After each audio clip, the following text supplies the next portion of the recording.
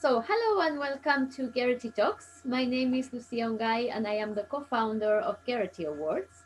Just like the award, this series will put in the spotlight some of the industry's true change makers within the aim to drive progress in the industry at a global scale. Today we have three amazing guests from the Netherlands. Berit Hall, senior creative at MediaMonks, a concept Kickstarter and all-round ideas woman with a passion for video, social content, and tech-savvy ideas. She is the outgoing and spontaneous one who gets projects started. Her skill set is like the Swiss Army knife of advertising, and critical thinking, mocking up designs, drafting copy, and digital illustration are among her many traits. Fascinated about the effects of targeted advertising, she graduated cum laude on this topic and follows too many Sphinx Cat Instagram accounts. We're gonna go back to that I after. do. I'm guilty. Saskia Meijer, senior creative at Wunderman Thompson, Amsterdam. After obtaining her master's degree in Dutch linguistics, she discovered the wonderful world of communications and advertising. Copywriting appeared to be a great way to combine her love for words with her love for art. She is a creative lead for brands like Gamma and Greenberg Traurig and made award-winning work like a paper cut manifesto against animal abuse and turned Emma's brand icons into symbols of love for Europride Amsterdam. She believes storytelling starts with listening and observing, and her weapon of choice is the language. Yeah, Well, that's me. and our last guest, Jessica Hartley. She is one of Amsterdam's leading creative PRs who is founding her agency. Many of the Netherlands' greatest campaigns have touched her hands in one way or another, having forged the PR strategy for numerous Gold, Grand Prix, and Black Pencil campaigns, such as The Next Rembrandt and School of Justice. She has over 70 awards to her name.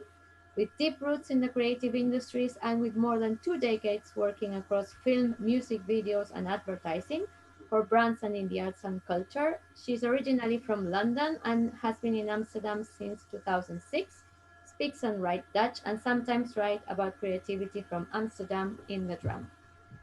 So, welcome to all of you. Thanks for joining us for this Gerety Award. Gerety Talk. I'm going to edit that. Gerety Talk about Amsterdam, about Dutch creativity. Sorry, I go again. Thanks for joining us for this Gerety Talk about Dutch creativity. So let's go straight with the questions.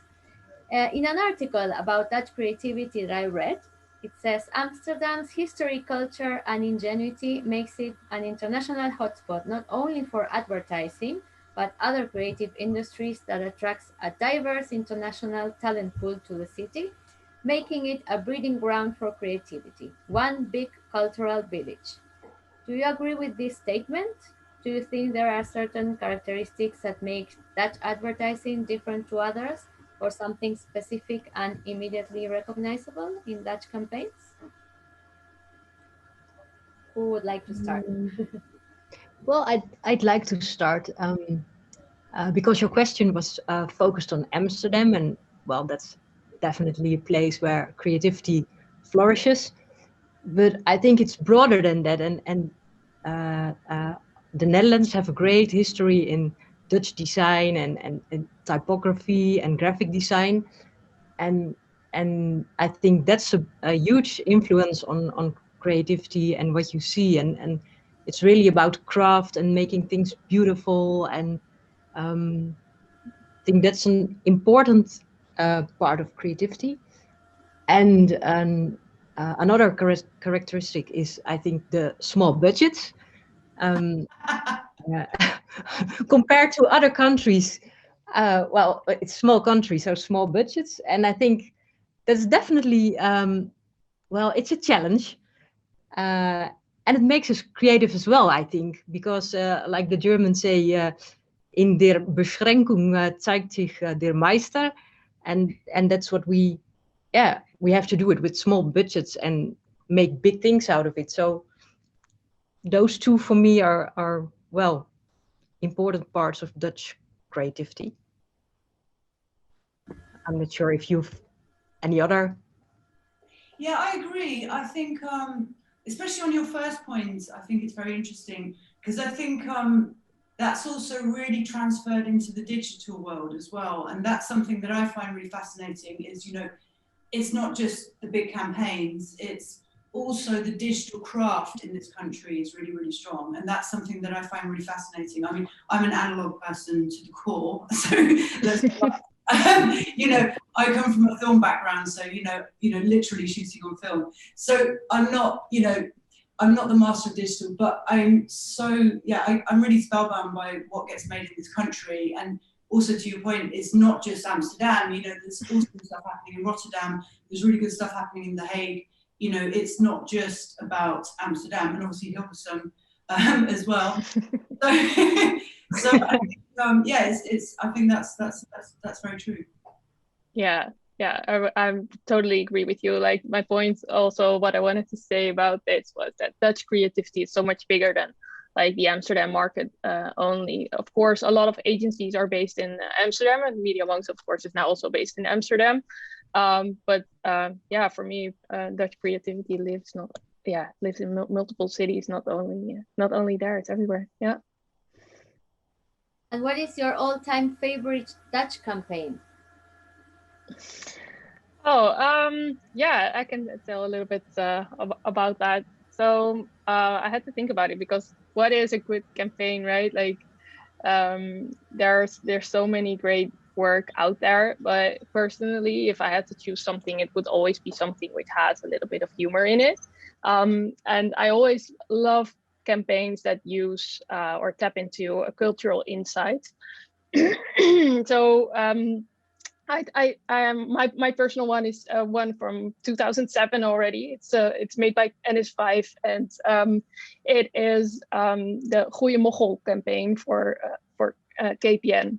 It's a Dutch telecom provider, and what they do in this campaign is they tap into the behavior of people, how it has changed while they have been using technology. So it is really still in the flip phone era. People were still getting used to typing on phones, which didn't have a digital screen or anything whatsoever. And it really changed the way that we communicated with each other, with typo errors in text messages to each other. And what they do in that campaign is literally let people speak out loud those type errors, which of course becomes hilarious to look at. And I think it's such a great campaign because what started to happen is people started to adopt the words that were used in this campaign.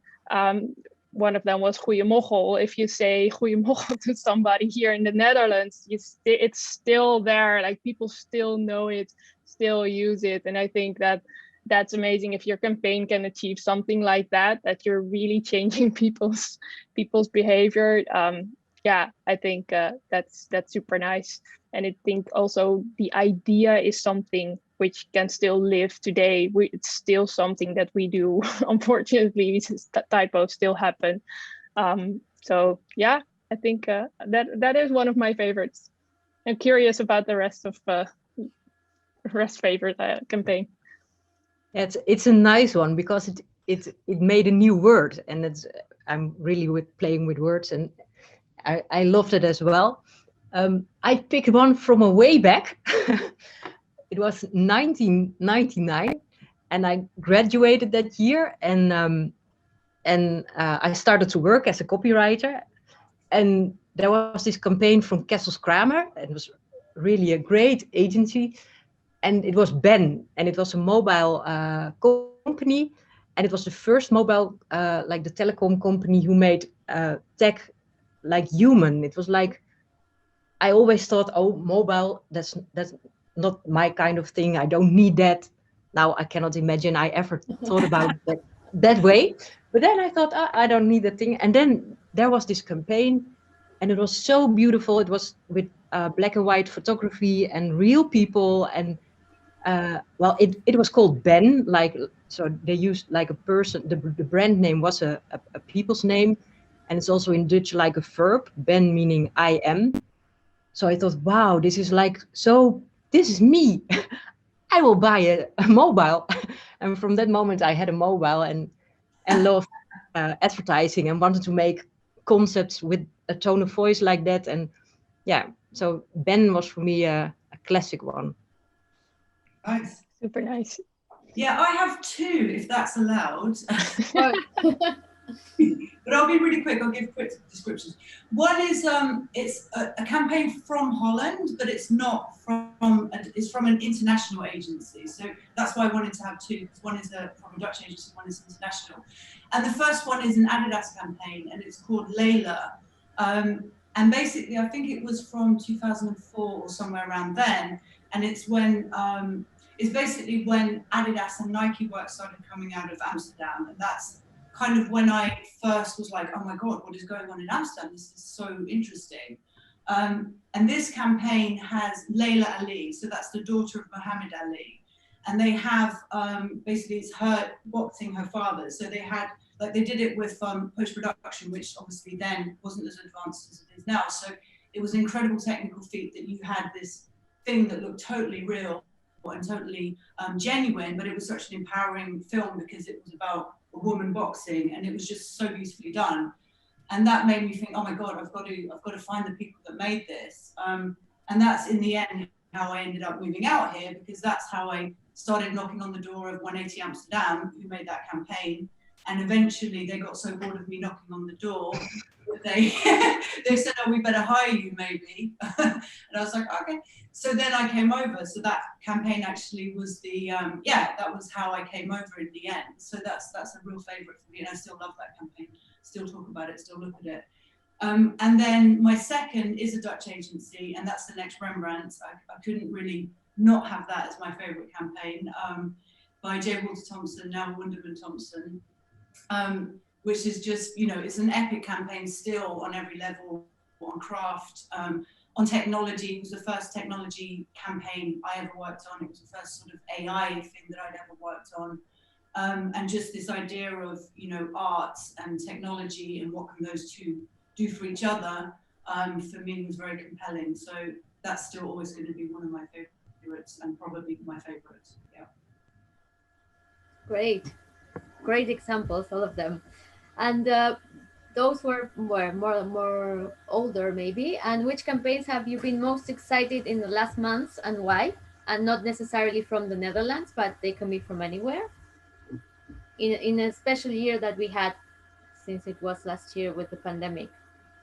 One of the campaigns that I noticed recently is the Make Your Future, Maak je toekomst campaign from Greenpeace. And the reason why is because I saw the commercial, and I was really impressed by the level of craft. It's so beautifully produced. And for those who haven't seen it yet, try to describe it, doing my best. But you see this, you see surfers in the ocean, and there's this big wave coming at you, and the narrator is talking about the future and how that wave represents the future and how it is coming at us and how it's inevitable.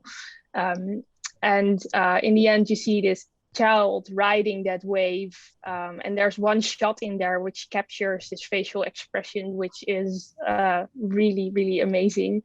And only that frame is, it stuck to my mind so bad that I just went online, searched the campaign, looked at it, it's really intrigued me. And also reading more about the campaign, I really like how they try to make climate activism a little bit more fun and approachable again, through design, through typography, through the use of colors, through the type of actions or activations that they are doing. I really, really like that one. But also thinking about that one, I also noticed that there's a super similar idea also currently running, and that is a campaign by the Dutch Environmental Defense. It's called I Vote for Our Children. And basically that you see a little bit of the same idea, but in the execution is way more low effort, but also high impact, because you see Dutch celebrities in this empty studio, but there's just a little layer of water in that studio. And you see children asking to these adult Dutch celebrities, like, hey, what will my future look like when I'm your age? And that just gave me goosebumps. So it's also about like, hey, think about the future, and also with the same concept of using water in it, and but in such a different way. Like those are the two, yeah, that I thought were really exciting at the moment.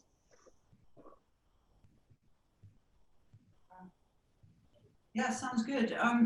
For me, I really like, I love little activations. Well, maybe not little, but I love activation ideas and things that also show what side of an argument you're on. I love stuff like that. So for me, things that stood out in the last, I don't know, 6 months or so, was Patagonia with Vote the Assholes Out. So that's like a little label that they put on their clothes. Like stuff like that, I just find really, really genius.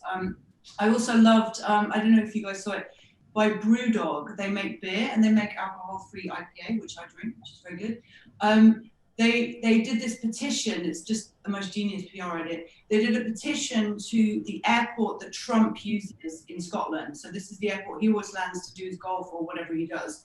So their petition was to change the name of that airport to Joe Biden International Airport, which I thought was just really, really fantastic. And they got so much press and they got so much coverage and so many people wrote about it in Scotland and, you know, all over the place, you know, for the price of one press release. So stuff like that really appeals to me. Like, how can you be really clever and make a statement that really, you know, shows your intention as a brand? So stuff like that always appeals to me as well. Saskia? Yeah, well, I like you love activation. I really love print and like a great billboard. And two campaigns that came up. The first one is also a billboard campaign from United Nations Women, and it was a pixeled photo of a man beating his wife. You did not see it, but the copy said, well, this is a photo of a man beating his wife. It's illegal for us to show it, but it's in 35 countries, it's not illegal to do it. And there was another one with a man raping his wife. So I really thought this is clever, and it's, well, yeah, that came in. And the second one is more lighthearted. It's from McDonald's, and I think it's now in billboards to see, and it's so simple. It's the message is they have home delivery now, so it's just the copy is we deliver, and you see this graphic design, very simple, with just half an M going straight to your home, and it's such a simple idea, and I love it in all its simplicity. So those two print campaigns really, yeah, I love it. And it's like McDonald's, I'm loving it. And Saskia, you were behind the concept of the campaign for Emma, where you changed two iconic products into Europride symbols. I'm not going to pronounce this correctly. Rookworth and Thompson. Yes. Nailed it. Can you tell us about the campaign and how you came up with the idea? Yeah, Hema is like a department store. It's really like a love brand in the Netherlands. And if Dutch people go outside or they go abroad, they always miss Hema. It's the most common store. It's very simple, and be yourself. Hema is really Dutch, like act normal. That's crazy enough. And they have a lot of stores also in Amsterdam, and there was this Europride canal parade, and that's like, maybe you know, it's boats sailing through the canals with people, and they are really dressed up and extravagant. And Hema, they wanted to do something with the stores around it, so they asked us, can we do something with the Europride and support the gay community? And we thought, okay, well, if you will support the community, well, it would be a very bold statement to turn your brand icons into those symbols of love. And the brand icon is, like you said, a rookworst. That's a sausage. Okay, maybe you can feel the idea coming up. and the other one is a tompoes, and that's like a pastry filled with pudding. So we thought, okay, when sausage loves sausage and pastry loves pastry, and put those brand icons on a t-shirt with a heart in between. And well, people loved it. They actually, the t-shirts were sold out in 2 days, and then other cities said we also want those t-shirts, and well, they sold them online, and also again in 2 days it was all sold out, and people just love to show with simple Hema shirt that it's okay to be yourself and to love whoever you want to love. And it's really nice to also see young people feel relieved that they just put on a t-shirt and be yourself. You did not need to wear those leather pants or feathers, also good, but just love whoever you want to love. And it's really it was nice to do. Yeah. And you're also a words lover and a believer that storytelling starts with listening and observing. What have you been listening to and observing in this last very particular year? Where did you find your sources, your inspirational sources? Yeah, it's definitely my children, because I've been a lot at home. Feel like I've been at home for a year and always behind my kitchen table, and my kids really inspired me in how quick they adapted to the new situation and school learning, online learning. It's very quick and disciplined, and understanding why they did this. So I really learned from their flexibility, and I thought, well, that's what you as a creative always should be: adapt and be flexible. So I learned from my children, I guess. And I walked a lot, so I learned from nature that everything passes and springtime will come anyway. So yeah, that's what I learned and observed. Berit, I read you are fascinated by the effects of targeted advertising, and in 2015 you lived your life 3 months according to targeted ads you saw, and you were in a mission ever since to use targeted advertising in a personal, inclusive, and non-stereotyping way as possible. Can you tell us about that experience? Yeah, correct. So it was already over 5 years ago when I did that project while I was graduating, and it is all based upon what we do with data, right? So we all work in advertising, so we all know better and better how targeted ads function, how they work, what we can do with data.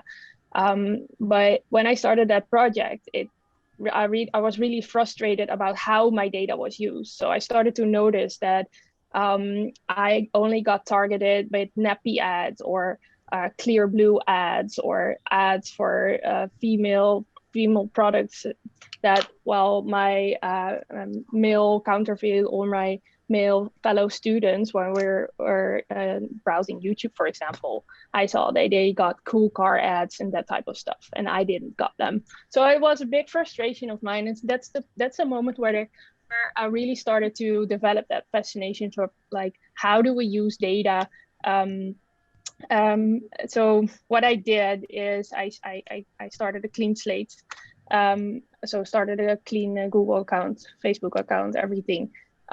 And yeah, from the first click on, I started to buy and behave like my targeted ads were kind of serving me. So that ended up in me being a whole different person, wearing like flower dresses, eating unhealthy stuff, going on car rides with the more female orientated cars that I got targeted with. So and you really started to see that I was becoming somebody who I am not. Of course, now at MediaMonks, I always keep that in the back of my mind, like, how do we or how are we conscious with data? So when we develop a campaign, how can we get creative with it? How can we not exclude people or stereotype people? And I think that is, still every day the one thing that I'm doing this work for. And your bio says your skill set is like the Swiss Army knife of advertising. I love that. I love that too. What skills did you need to put more in practice in the past year? And did you develop any new tools? That's a nice question. Yeah, so the Swiss Army knife of advertising, yeah, it kind of happened. And because I started out like interning at an agency, started in design, and like as I went into social advertising, even went into events. So like as I worked at different agencies, like I gained more and more skills. And now at MediaMonks, I'm really happy that I have those skills. So indeed, I can design a little bit, I can do copywriting a little bit, but I'm like with a Swiss Army knife, you cannot do everything, right? Like at some point, you also need to have people who are that big knife or who are that can opener to really so at some point I really need specialists. So at MediaMonks, I'm really happy that I am sort of like that I can act like a spider in a web, and that we have all those specialists in all these different disciplines where I'm collaborating with. So yeah, for me, like in the past year, is like even getting even more comfortable at being in that spider, in that web. And sometimes you gain new you even gain new skills in because you're working on a VR project, for example, or an AR project. So the skills are expanding, but I will never become a specialist. And yeah, I really like that. I really like to be in that spot. And Jess, your LinkedIn profile says that you are now building an agency to elevate conscious impact through creativity. Can you tell us about it? Yeah, I picked a really interesting time to start an agency. So in January, I was like, yeah, I'm going to start an agency. And then I was like, oh, it's a full pandemic. There's full lockdown. It's homeschooling. You know, I'm a mum, so I was like, and then of course it was rioting and looting in Amsterdam as well. You know, and they were storming the capital in the US, and I was just like, what am I doing? Like, this is madness. But still, I think it's the right thing to do. So so I'm starting an agency. I don't have a name yet. I haven't launched yet properly, but obviously I'm already sort of hard at work. Kind of feel like I'm down a coal mine most days, chipping away at stuff, and then coming back up. You know, like taking my goggles off at the end of the day, thinking, oh, wow, what have I done? But it's really fun. It's I'm focusing on 3 things. Actually, the first is sustainable brands and ethical brands, and I'm trying to figure out a model that's entrepreneurial but still for good.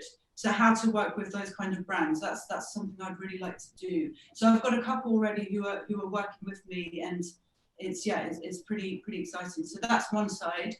Then the other side is really about creativity, and that's working with fantastic agencies, really amazing creatives. It's really the pioneering agencies, and then working with them to supercharge their campaigns. So they'll, you know, have all these great campaigns that are coming out during this year, and I'm sort of with them, you know, to try and help put a really good PR strategy into those ideas, and to, like, you know, really work with the ideas and how can we embellish them, how can we make them even better, how can we make them even bigger, and to help launch, you know, do the strategy, launching them, and doing all the PR around them.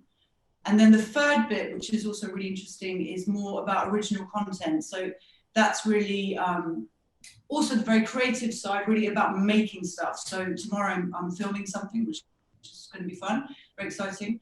I've never filmed during COVID, so I don't know what that's going to be like, but we'll see. I've got a mask, like one of those special masks.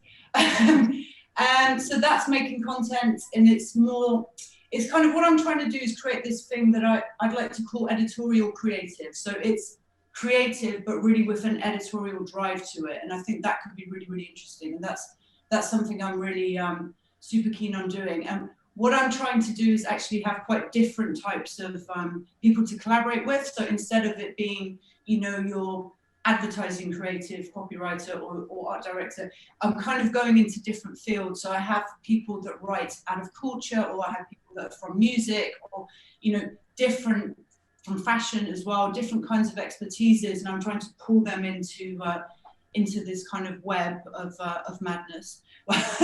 And that's what I'm doing. So it's exciting times. Yeah, well, sounds like a lot of work. Yeah, it is, and with the homeschooling and family, and you know, schools are open again, thank God. So that's really good. But yeah, it's keeping me busy. Let's put it like that. And you were talking about strategy for the PR, and you were behind the PR and communication strategy of many award-winning campaigns, like the Next Rembrandt and School for Justice that we mentioned. What is the key to promote these campaigns as successfully as you did, and what is it that you feel most proud of? Yeah, well, I think I've got quite a unique place, because what I do is creative PR, like, and that's, you know, it's a bit kind of in between PR and creative, I would say. And what I love doing the most is, you know, working with those ideas. So it always starts with a great creative idea. You know, that's the fundament. And then what I like to do is to work with that idea and think, okay, this is already very unique and interesting, but how can we make it even more unique and interesting? You know, how can we really dial up the twist that's making it so interesting? You know, how can we, you know, add a bit more into it, or just channel it a bit so that you either dial up a controversy, or, you know, you go into something that's a real insight, or that's something that's a newsworthy issue, or something that's really getting under people's skin. So I try and work with the pure ideas and give them, yeah, that kind of extra secret sauce that makes them even more interesting, I think. So, and that's a really fun part to do as well. Yeah. Great. So let's go with the last question for all of us. What do you expect to find in campaigns for 2021, and what kind of stories or ideas would you like to see after last year, which was very particular? What stories would you like brands to tell us this 2021? Well, no stories about Corona, please. I would love to see well, some lightness and some fun and humor. Yeah, after this year, I really, yeah, I really like to see some lighthearted campaigns. And of course, purpose is very important, and every brand needs to do something with purpose driven. We know it's important, but then in a way that it gives us hope and not makes us feel like, yeah, I need some lightness after this year. And I think brands can do that and are in the place to give us some nice stories. And yeah, or when they do that, it's genuine, right? Like, I also really hope, just like you do, that we're not getting the hey, everything is back open again campaigns, as we saw, like every ad looking the same at the start of Corona, like we're in this together.